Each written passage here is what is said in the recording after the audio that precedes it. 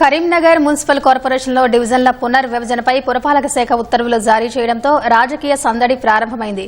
ఆశావహులు మాజీ కార్పొరేటర్లు ఎన్నికల కోసం సిద్దమవుతున్నారు. డివిజన్ల సరిహద్దులు, ఓటర్ల సంఖ్యపై వివరాలు సేకరిస్తున్నారు. అయితే డివిజన్ల పునర్విభజన అశాస్త్రీయంగా జరిగిందని పార్టీల మధ్య మాటల తూటాలు పేలుతున్నాయి.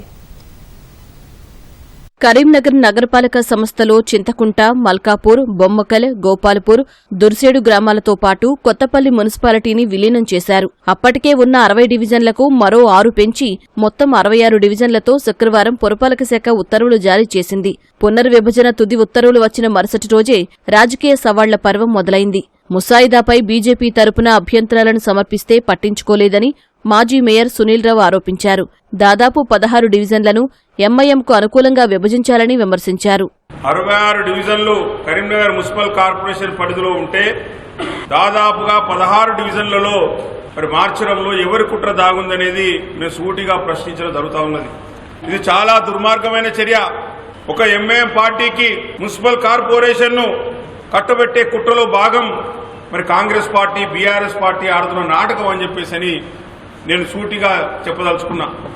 గతంలో కాంగ్రెస్ పార్టీ ఉన్నప్పుడు డిప్యూటీ మేయర్ను ఎంఐఎం కట్టబెట్టిన చరిత్ర 2005లో. ఈ రోజు మేయర్ పీఠాన్ని ఎంఐఎం కట్టబెట్టేందుకు వారు కుట్రలు పన్నిరని చెప్పేసి నేను సూటిగా చెప్పదలుచుకున్నాం. బీజేపీ ఆరోపణలను కాంగ్రెస్ నాయకుడు సుడా చైర్మన్ కోమటిరెడ్డి నరేందర్ రెడ్డి తిప్పికొట్టారు.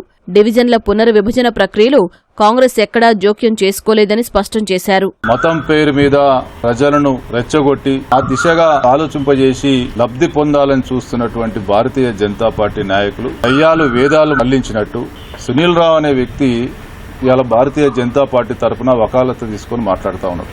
ఇలా కాంగ్రెస్ పార్టీ నాయకులు కూడా చాలా మంది మా దగ్గరకు వచ్చి డీలిమిటేషన్ లో మాకు అనుకూలంగా ఏమైనా చేయగలగరా అంటే కూడా ఎక్కడ కూడా ఆ అవకాశాన్ని తీసుకోలేదు. ఇది మా గొప్పతనంగా చెప్తా ఉన్నాం. నిజంగా మీ దగ్గర సీసీ ఫుటేజ్ ఉంది, ఇంకేమో ఉందని చెప్తే దమ్ముంటే బయట పెట్టమని చెప్తా ఉన్నాం. అంటే మా ఫోన్లను కూడా ఇలా ట్యాపింగ్ చేయాలని చూస్తారా మీ కేంద్ర ప్రభుత్వం?